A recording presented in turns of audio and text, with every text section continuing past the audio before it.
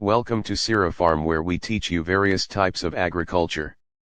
So today we will talk about livestock breeding in the tropical environment. After watching this video, please I want to subscribe to this channel and God bless you. You can also send messages on WhatsApp, Facebook, Gmail because we want to know you and be a partner with you. Our contact is on the description below. Let's start. Today topic: the much wider gap between performance of tropical livestock species and those of the temperate climate demand a critical review and consideration by learners and practitioners of animal production. A foundation course in animal production, such as this, requires students to be acquainted with the existence of the performance gap, which has often been attributed to genetic, environmental, and genetic environment interaction variables. The essence of familiarization with this challenge may stimulate the desire to finding ways of meeting domestic demands and reducing the performance gap. The identity and measures of productivity of breeds of livestock in Nigeria compared with some exotic breed ought to agitate the minds of students as to what motive or factor underlies the disparity between production capacity of exotic and local breeds of stock. Past livestock improvement efforts. The temperate zone countries, particularly in Northwest Europe, earlier commenced livestock improvement through general improvement of environment for livestock, such that at the beginning of 19th century improvement efforts were directed towards taking economic advantages of livestock. Economic advantages were easily achieved as at then by improving on the housing facilities for livestock to prevent adverse climatic effects. Advances in livestock breeding started in 19th century, particularly in the United Kingdom.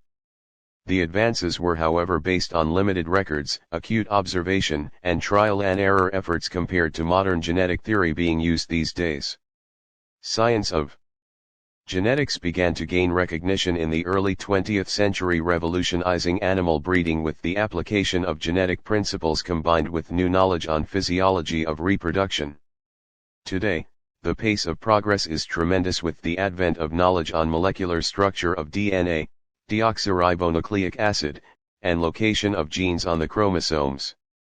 Genetic engineering will soon take animal production to a new stage. In contrast, these practices are extremely slow to be applied in the tropical countries.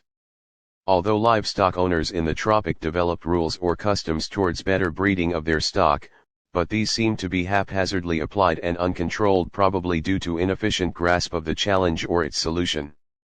As such, efforts to improve the productivity of livestock in the tropics have always moved in a cyclic manner, perhaps for a few reasons. 1. The original domestication of most species probably occurred in the tropics and/or subtropics. 2. Large movement of stock from their origin of domestication to isolated areas resulted in natural development of characteristics that adapted them to their new environment. 3. Breeding of animals in some cultures was restricted to cultural, magical, or religious rather than economic perspective. 4. Importation of improved breeds from Europe to the Americas thrived in the temperate climate, but parallel importation from Europe to the tropical countries of Africa and Asia was not successful except for Criollo cattle breed of tropical Central and South America.